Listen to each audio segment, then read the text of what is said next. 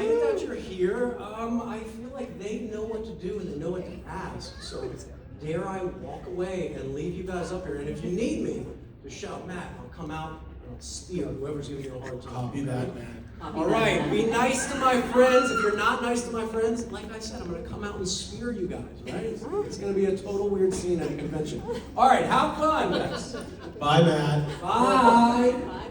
And wait, I'm also supposed to say this. Hold on. This is the type of hosting I do, where I say what I'm supposed to say, and I forget the second half of it. I walk off and I come back out. So here we are. If you have questions, don't yell them from the middle of the room. Go to, there's a microphone over there, this lovely person, and there's a light. You can be lit while you ask your question, or you can go to this side where there's an example line lined up right for you. Now you know where to ask questions in the microphone so we can all share in the commitment of your question. Make them good. Their answers are going to be fantastic. Did I say all the things I'm supposed to say? Yes. All right, I'm going to get the hell out of here. I'm sorry. Bye. Okay. That's exactly the type of energy I'm hoping for. Look out, folks. My question is for Cote and Pablo. I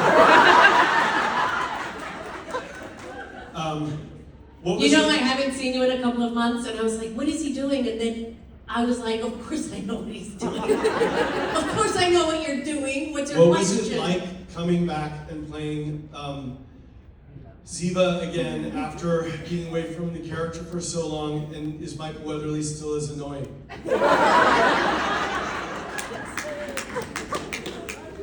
I love you. I do, this is my partner. And I loved coming back and playing with you. Me too. Jinx. Hello there. Hello. I'm from Quebec, so I speak French, so I'm gonna ask you if in Ziva, I know that you guys spoke French a little, so I wanted to know if you had to learn it for the part or you already knew some French already. Where are you? Where are you? He's there. Oh. That's why I ran I'm like over looking there. around going, you know what? We don't know French. That's the truth. You and I do not know French. Parlez-vous français un petit peu? That is embarrassing. He does not know French. Okay, I think you know that. I speak drunk taxi cab French, which I learned in the 80s, and it's brief, but it's... Please tell us about your time in Paris. Because you did... Vite. So when you get in the back of the taxi in 1988, and you've only memorized your address, like name, rank, and serial number if you've been, abducted by the enemy.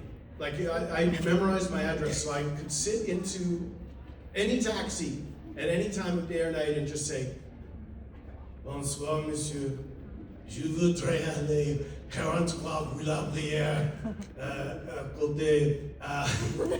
N'oubliez pas s'il vous plaît. Merci beaucoup." And that would be my French. Wait, so that was your address, I take it. Let's ask the French speaker. Was that anything remotely? It's good enough to go around, I guess. That's what she said. Hello. Hello. It's the rescuers. Thank you very much for your answer. Not all these answers will be that crazy. This side. Oh. Hi. Hi. So my question is, if your characters were a dog breed, what dog breed would they be? If they were what? Tony, is he a dog breed? Dog breed. Oh? Oh, Dog breed, sorry. Oh. What? Well. I don't even want to know. As long as you don't sniff my butt before you do the answer. Okay, I lied. All the answers are going to be weird. I think Ziva would be a Doberman. Yeah. That's pretty good. Right? Yeah. Right? But when they tried to pin her ears, she bit them. And she's got a full tail. So I think you're the Doberman with like the weird ears and the tail. Well, why weird? Well, not Just weird. years. Weird in you're not the Doberman from the magazine. You're the Doberman from the sock. Okay. You're the Doberman with a widow's peak. And I'm a golden retriever. There you go. Yeah. Thank you. Over here. I have one question for each of you. For Cody, did you create the Ziva-isms? And then for Michael, did you take the Mighty Mouse stapler? Well, your answer is going to be much more interesting because I did not take the Mighty Mouse stapler because they kept it there. They wanted, but I do want to hear the answer that you have. You know, no, I did not create them. This was a Don Belisario thing. Weirdly enough, I do have my own, Codyisms. Yeah, I do have my own little things. So, yeah, there was a little bit of like life imitating art, you know? And yeah, I think we had many moments where you were like, Rex, you're so much like your character. Wasn't it Miss Malaprop in School for Scandal? Isn't that right? What? What is that? Am I wrong? I'm sorry, I just went back to the 80s again. I got stuck. Isn't that? Never mind. Miss Malaprop made malapropisms, and that's where the word came from, where you say some expression incorrectly. Like, does a bear sit in the woods? Yes. Right. This would be an example. Thank you. That's the last example I'm going to do. Hi, I've been a fan of the show for a long time. I was wondering, what was the hardest thing you've ever had to film, whether it being physically hard or mentally, like draining to film? I think the physical stuff is always draining because you have to sustain an amount of energy until they get the shots. You know what I mean? And sometimes you may go through little bits of injuries, you know? And then you just have to kind of pull through it. And when you were young, very young, you kind of go, it's fine, I'll get it done. And then you kind of don't feel it. But as you get older, your body does tell you, like, it's reminding you, like, oh, please don't do that to me. Like and cobblestone streets. Yeah, like cobblestone streets in Europe, that was a lot. But we had fun. And then the supercharged emotional scenes, those are also, they require a certain level of, like staying open to things that sometimes are painful. So yeah, I think Well, it those depends are how you act. Thank you. You gotta stay open. You gotta stay open. You gotta stay open. Hello.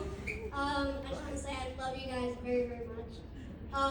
2 questions. Cody, have you watched Tony's final episode on Ziva, on NCIS? And Michael, how was it shooting that episode knowing it solidified Ziva?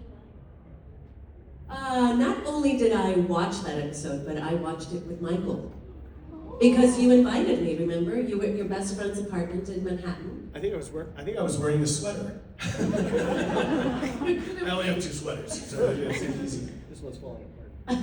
Yeah, and I think there was your best friends in the world were there. Your wife was there. I was there, and there was like some food, and you were like, I'm so happy that you are all here, and it was an emotional moment for you. Remember? It was a very, all hands on deck. It was a very emotional scene, that one. And I just remember that it was not really scripted that way. And I really wanted, to your point, to put as serious a moment in there, because I love to have fun. I don't know if you can tell, I was a bossy child. But I love to have fun, in part because life is hard enough, right? And so I'm not here to make life any harder, unless it's my life. Unless I'm actually. By the way, you set it up. You were like, All right, and you all right. looked at me and I was like, oh, God, take it. Take it. But it's that the seriousness of that, and then Robert Wagner came into the room and took me away. So I had my father figure in Gibbs, and I had my actual father, and then I was. Daddy issues, and I was- anyone? Daddy And issues. in that episode, I became a father. Yes. Right. So to me, there was this whole world, And it was, at the center of all of it was Ziva David. And that was really good. And I think it did create, in a way, that ability for us to enter Tony and Ziva from sort of that critical nexus point. And thank you for that question, though. It's really great. Hi. So my question is, at the end of season 9, going into season 10, you guys were influencing stuff in an elevator together. Who would you, as yourselves, not as the character, want to be stuck in an elevator with, choosing a character from the show? Remember that stuck in the elevator thing? Oh my God, yes. Remember? Oh!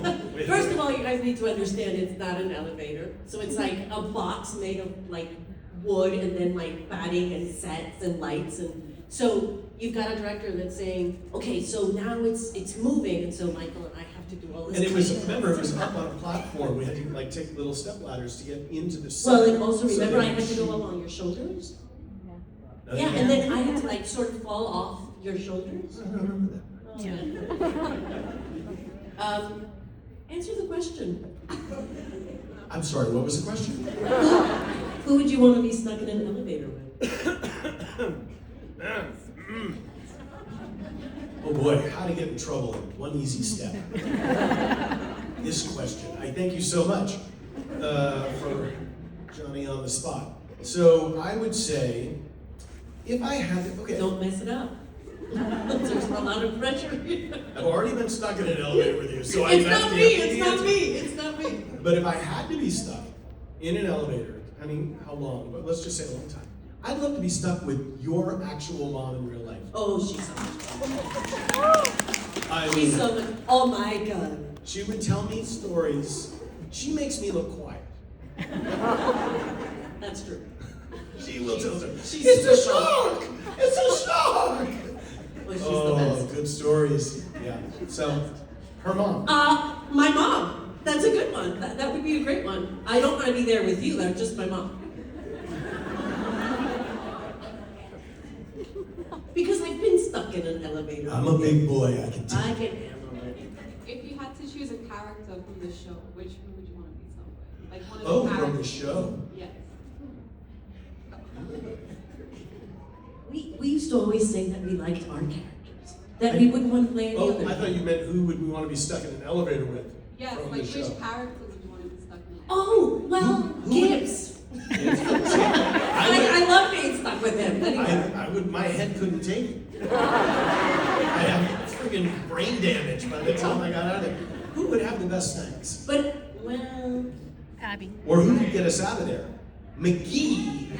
Abby. Abby Abby. could get us out. Okay, Abby. maybe Abby could get you Yeah, out. yeah, because she'd also just tell me to shut up and let's solve the problem. She'd be like, enough of you.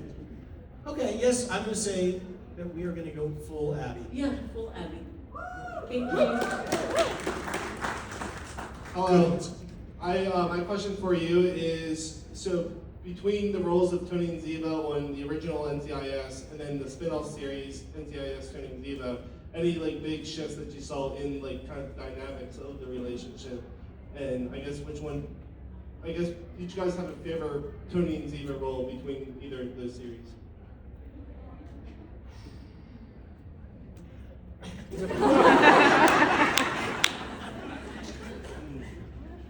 You first. 20 years in the making. So it's hard, you know what I mean? Because the beginning, 2005, was such a magical time. It was so electric, and then you started sort of building the relationship slowly, and the sort of almost there, not really, did it happen, did it not? And then with the whole Tony and Ziva thing in Paris, in France, then we really got to explore the relationship, which is what we wanted, you know? So, I mean, it would be very hard to say. I mean, I love the beginning of anything. You know, the beginning of falling in love, the beginning is just an exhilarating thing. So, for the sake of memory, I think the beginning. So you're sort of an appetizer person. Like the entree is less I get interesting. full. I Yeah. get full. You're like, let's have a good, I'm here for that. And I love that for you. I love that for you. I love you, love your work. So here's the thing. I look at the 13 years that I got to do on the mothership, as she is so affectionately referred to as, but the 8 years that we did, yes, and that period of time lives, I think, kind of in its own little story box, in its own little kaleidoscopic world of wonder and magic. And what we would have inside that world was this engine of the procedural machine, and we would have all this intrigue and all these characters, and then you would get these glancing facets of Tony and Ziva, these glimpses of them. And I think what the show Tony and Ziva allowed us to do was to stop the kaleidoscope and really just focus on this one, and it's, maybe they'll want to do that. It was great for Paramount Plus to give us this, this really long gestating time. I mean, if you look at episodes 1 and 2, it's like a feature-length movie, the amount of time we got to shoot that. It was extraordinary, with second unit going to other countries and all these things. So for me, it's almost a different, it's like a parallel dimension. It's like if there are UFOs and aliens, they're like, are they interdimensional? I think that's the interdimensional Denozo, is from the Tony and Ziva world, where you really got to see how emotional he is, how grounded he can be, what a caring parent is he, and then he can be an idiot, which comes naturally. And so that to me is the real generative engine inside Tony and Ziva, and why it was worth doing, exploring, because you can go back and watch the old episodes, and you are informed now, not by things that are going to make it untrue, but it's just like understanding history from this much deeper place. Boy, do I talk a lot. I don't even know what the question was. I just get lost. And what will you have for your entree? What was the question? She's got a question over there. Hi, my name's McKenna. What was it like receiving the call that you were going to have your own show together? Oh, that was awesome. Well, we had pitched it to each other. We said, oh, wouldn't that be great? And the reason why we wanted to do it, of course we wanted to work together and all that good stuff, but everywhere we went, we got a lot of love from people, and it's a multi-generational show.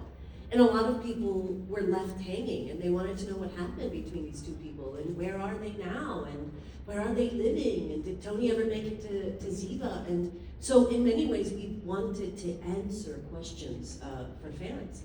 And it was, it was our, like a love letter of sorts to the fans, and we were given this wonderful opportunity to do it, and we loved it. We loved making it. I second that motion. Hi guys. So I have a question for each of you, and then the first one's for Michael. For what was it like being gid slapped every day? And then for both of you did you each have a gids rule that stuck with you? Never date a coworker. Didn't stick. Always carry a knife, unless you're going through airport security. So these, his rules are tough to apply in real life. I think that we can agree.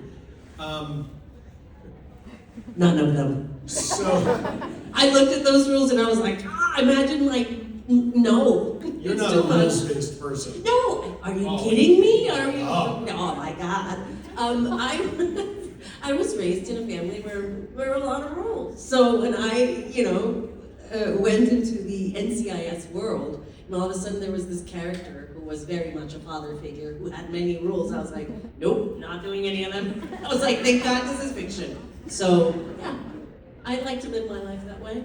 And as far as the head slap goes, I'll just say to anyone who's going to go back and maybe watch another head slap randomly, for every head slap that you see, I There don't know. were 15. Well, there were, so you have to Because there were shoot, reshoots. so you have to shoot the master, which is the wide shot, and usually you maybe shoot that twice. And then a reverse master, maybe twice, so that's 4 head slaps.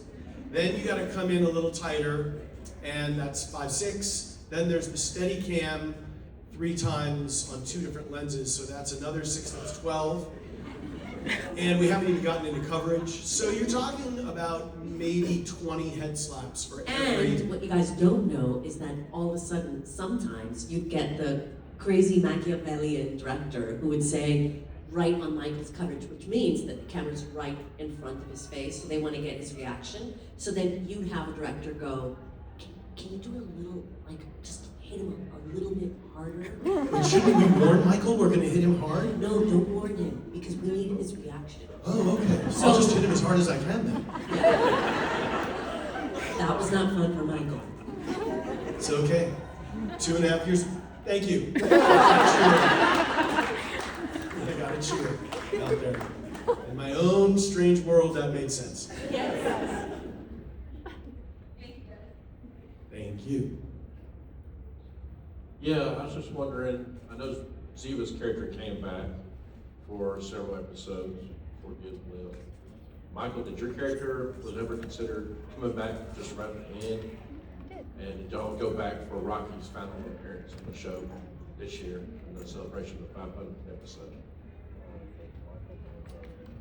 Well, I only went back for one scene in season 21, which was when our good friend David McCallum passed away and Ducky was gone. And so Brian Dietzen and Scott Williams had written a scene for me to come in to the autopsy room, and I was really overwhelmed to do that scene, and it was tremendous. And we knew at that point that we were going to be doing Tony and Ziva, but nobody else knew. And so it was a very interesting We time. had a chat about it. Yeah, we had a chat about it. It was like, who's gonna go back? Is it gonna be you or is it gonna be, because we couldn't both show up because then there's no Tony and Ziva reunion.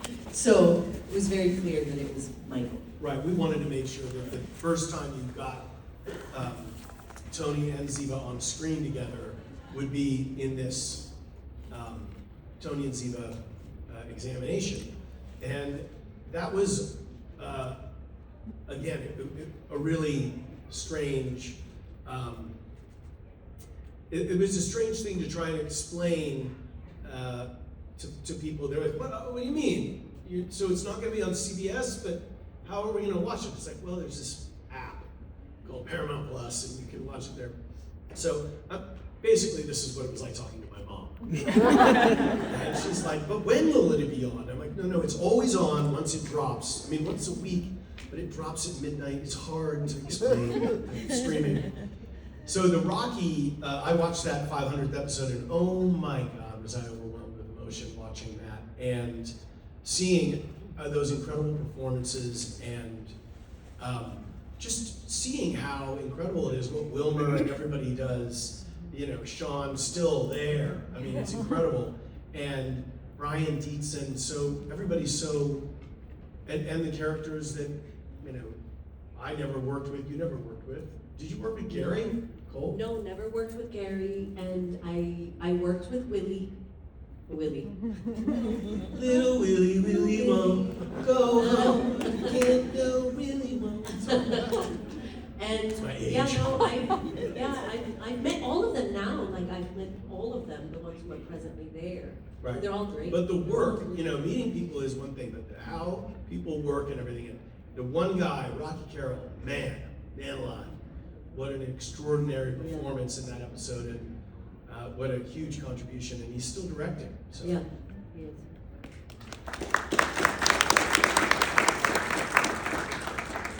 Hi, thank you for doing all this for us. We all have our favorite episodes. Do you have any that you particularly like? Well, we did do a little podcast where we went and explored some of those. So that's a fun, Cody and I have been basically like looking through our phone, we're like, there's an app called Spotify. Should we go make the thing? Then we make 25 of these. We're like, there's an app called Paramount Plus. What are we gonna make? So we go to next thing, it'll be like, hey, there's an app called Weather. I do that one too. I'm Weatherly. We're like halfway there. Do something for the weather app. I'm sorry, what was the question? Favorite episodes? Does anyone have ADHD on stage? Yes. You know, I have a lot of, but funny enough, the episode where I have scenes that I remember. You know, I'm not sure if they're like episodes, but I have moments that I remember that I loved. Like the scene with Gibbs in the elevator where Gibbs slaps me, you know? That one's like a classic scene. I remember having so much fun shooting that scene with Mark. That was so much fun. And then any other scene that I did with Michael where we sort of explored the relationship, whether it was undercovers or saying... Or you walking into a men's room. Or I walked those were my favorites. Because I was always like, what is it about you writers? They always had Ziva just walking in as if she was just like, whatever. There's a lot of Ally McBeal. They watched a lot of episodes of the show where they had a unisex bathroom. Everyone was the 90s. But those scenes I always loved, and then, you know, during the Tony and Ziva scenes, I remember that date scene, remember? At our favorite restaurant in Budapest. Oh, I thought you went, the one where you went on the dating, like, multiple dating. No, that was funny. You had to, like, date, like, speed dating. Speed dating. Yes, I remember that. Oh that my was God. so much fun. Talk about the 90s. Oh, yeah. Hello, is this on? And it's interesting because favorite episodes, like True to Consequences or Requiem for me, but it's really interesting, and you guys are, you know, fans of many things, as are we, but you'll never hear Cote and I refer to an episode we love about NCIS because of like a car we drove or the wardrobe we got to wear or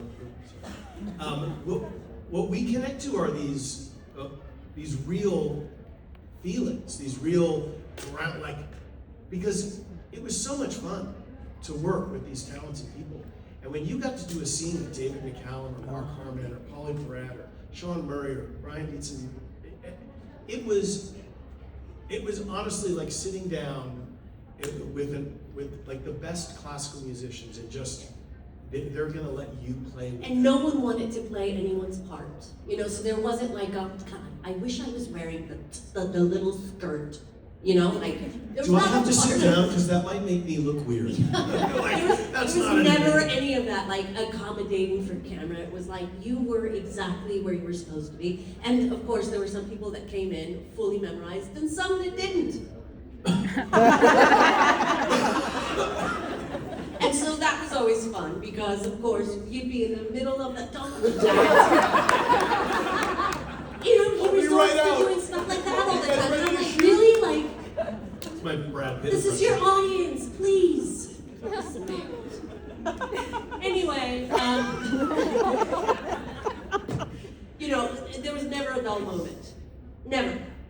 And if by any chance we were ever like, oh, somebody would do something, and all of a sudden the laughing fits. The laughing. The laughing fits. They were. At times you would have a director from the back go, God damn it. We would be having too much fun. It was too much fun. But I thought that was normal at that Until point. you worked at other sets. And then they're like, you know, I don't know. It's like, you know, I maybe you come from one kind of family or another, but you might come from a family that like never laughs at the dinner table, and then you go to like a new friend or somebody you're seeing. My house. You meet their family, and you're like, their family's crazy. They like, or they're fun. Do they like each other? I didn't grow up like that. So, I mean, not me personally. No, loved my family. No, I didn't become an actor because things went badly growing up. I'm an actor. It was good. I had a great life. It was good. No, it made a lot of sense. That's why I went to boarding school and was 14. Wait, am I Denozo now or am I Weather? Who knows? Lines have been blurred. Hi guys. My name is Paulina, and my question, I'm sorry, Cody, it's for Michael. What was the change like from NCIS to Bull? He wore glasses. Yeah. Wore glasses. Yeah, that was a very interesting pivot, and I was really excited to try and play somebody who didn't get slapped on the back of the head, and also, someone that was engaged in evaluating and analyzing human behavior.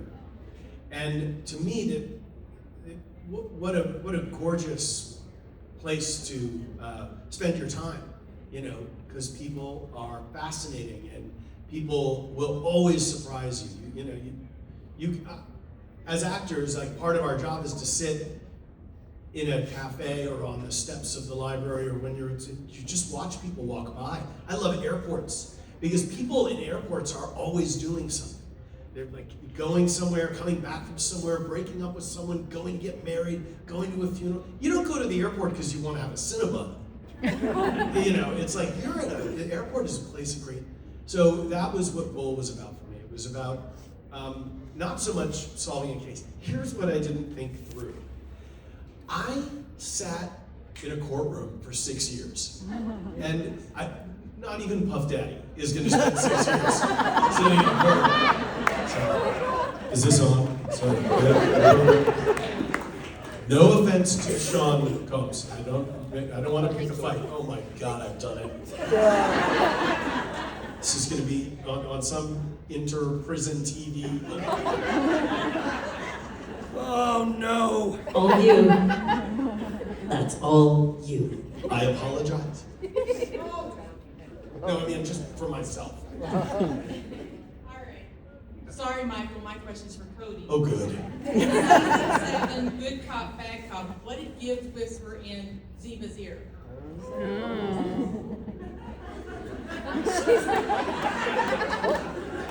Help? I remember. No, wait. You remember? No, wait, 1 second. Which episode is this? Because you know the episode. I am trying to get, which is the scene? Because I remember the scenes.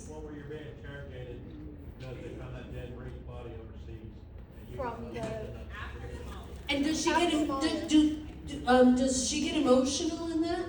Yes. Ah, I remember. Yes. She's like smiling. In interrogation. Yes. I know exactly what he said. So this was early, right? Yeah. Like season 4? 7. Right. Okay. So it was like 3rd or 4th year for me, I think. Right.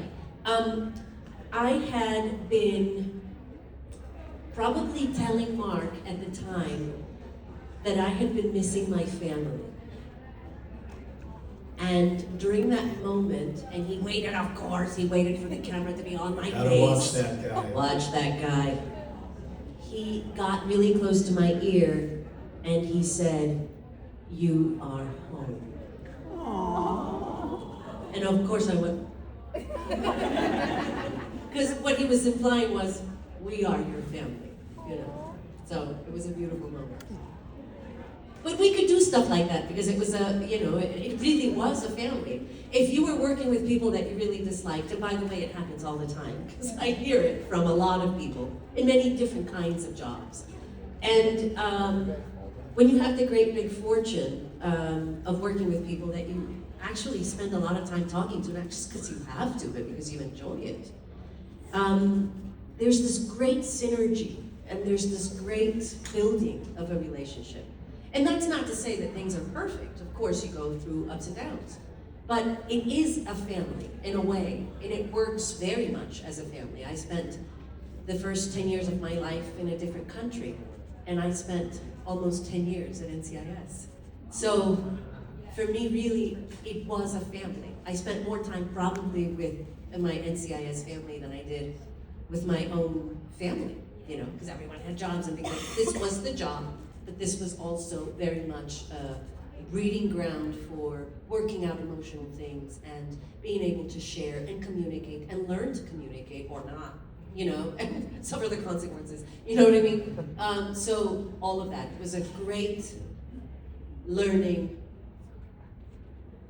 life thing. I'm very grateful for it.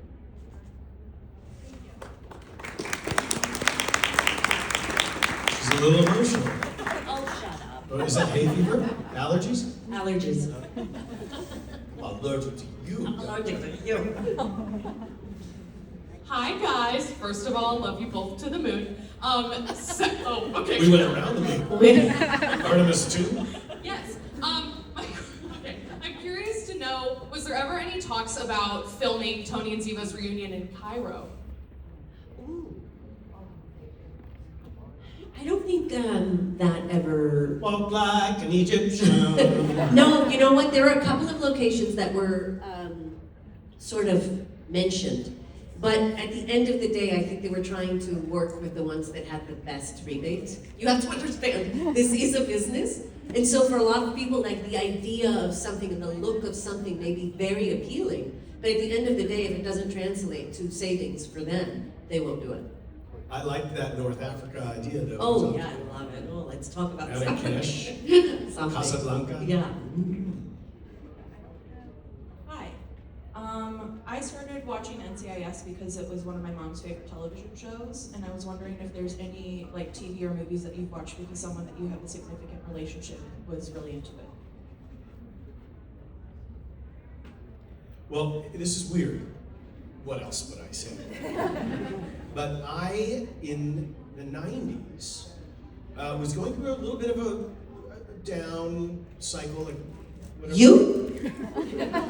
I'm talking about serotonin levels. So I was a little bummed out, and I started watching golf because my dad used to watch golf, and it was the sound of the living room, on a Sunday, and it really chilled me out. And what I realized is golf does sound like a nature documentary. When you watch it's like, and on the Serengeti plain, you can see as the lioness is stalking her prey. And it looks like Scheffler is going for his 3-iron. This is 190 yards to the green over the water. Sorry, so it would really calm me down. That's my answer, golf, dad, and my dad died a couple years ago, still miss him. You. But that's why I watch golf. It's up to my time. I didn't watch much TV. Did your parents have any kind of pop culture thing that you kind of got turned on to, like disco music or anything? No. Okay, I have this great little, Julie just gave it to me. Always does. Always does. We used to go to our beach house when we were kids. And on the way to the beach house, my parents would listen to Broadway musicals. Yes! And I was obsessed, and I still am, with a musical called Nine. Yes! Okay, so it was my favorite musical, and I remember at one point we did the musical, and I went to performing arts high school, and so I was in the musical, and I was cast in the musical. And, so I had to sing A Call to Thunder, which was my favorite. But I realized that music had been such a big part of how we communicated as a family. And the weird thing is that then my brother became a DJ, and he still works in music. I studied music. My sister is, we're all very much, I'm not sure if that answers your question. Well, and I just took my kids to see Project Hail Mary, and it was a packed theater, laughing, and then when it got quiet all of a sudden, you could hear everybody's emotion. My daughter had her knees pulled up, and she was squeezing her legs, and she was like, Ryan Gosling? He's not just Ken? And then my son was like, this is cool, I could be in space. And I realized that they were having that experience that I think wasn't in movies for a little while. It was like something the whole family, to your point, could go and see, and everybody could get kind of pulled into. which is, going back to NCIS, one of the things that's great about that show. It's a multi-generational show, except for the naked dead bodies in autopsy. But we blame that on Ducky. It's cute because he's small and British. But I will say this, and this is like a true testament to the show and to the, the dynamic of the characters, and certainly that family thing that we've discussed.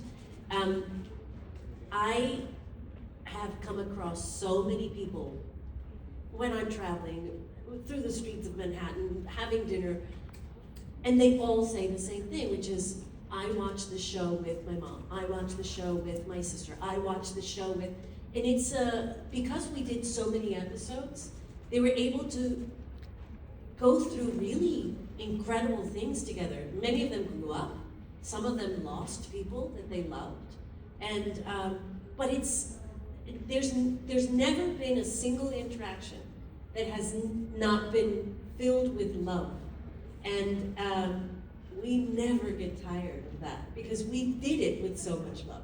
We had so much fun.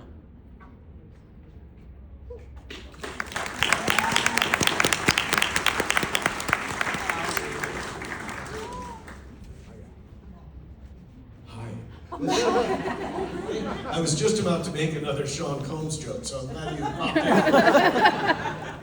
I was enthralled watching you on the back of these screens. You guys, the chemistry, the stories, the whole thing is on fire. Are you here to tell us about season 2? No. Yes! I have an announcement. All I have to say to that is yes, yes, and more yes. How about that? I've come up here to ask a question myself. Was there a final question that I stole from somebody, or you want to go for it? Hi, love you both.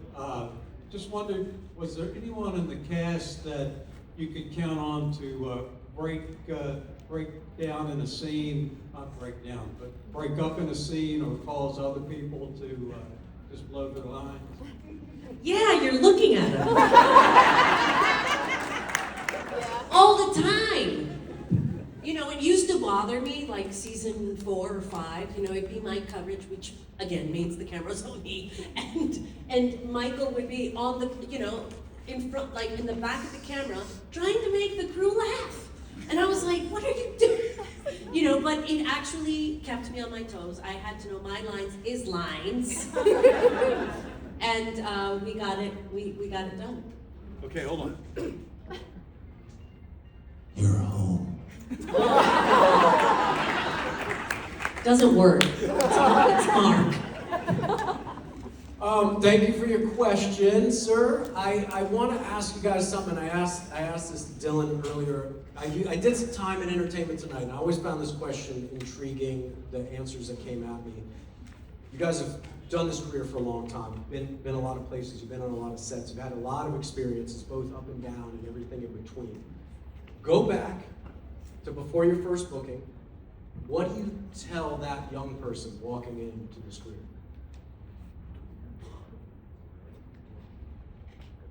Sasha Alexander said something to me my first day when I showed up season 3. And she said, be strong. And I think she was right. I think the schedule, especially back then, you did 24 episodes, and it was a lot. We were in front of the camera many, many, many hours. There was very little work-life balance, none at all. And I think strength was a big thing. Today, I think I do things differently. Priorities have shifted, and I did it, so I can say, hey, I did it, But that was a really good piece of advice for me, the super young green version of me. That was good, but I wouldn't change a thing. Even the toughest moments, even when I was absolutely devastated, heartbroken, I wouldn't change it. I am who I am because of that. So, yeah. And mine is simply don't smoke. Because I smoked for like 15 years and it was like, what? And you didn't even like it. It's like, just so I could kind of... Yeah, you wanted to look good. It looked really good. It was like the old Hollywood romance in like, I'm gonna step out of my trailer with a robe on, and then I'm gonna reach into my robe and get a pack of smokes and light it up and like you're part of the Rat Pack or something. I feel like I did. That's definitely Michael. Yeah, smoking. That's because everything else I think is really important. Like the getting burned, the mess ups, the whatever it is, like nobody, my 12-year-old, not that he'll kill me to think that I'm using him in a story right now, but he'll understand this one. If you tell him not to do something, you've just guaranteed that's the next thing he's gonna do. And so the only way you're gonna learn not to do something, if you're, at least inside my, this temporary existence, I have to learn by burning myself and going, oh, don't do that again. But I learn real good. And that's something that is important is, you know, if you keep making the mistake and keep getting incarcerated, wait, what? Then that's the thing. So yeah, don't smoke. Don't smoke, folks. In 2026, you're not allowed to smoke anymore. You gotta walk with courage into whatever's in front of you. You have to go live that life. Join me.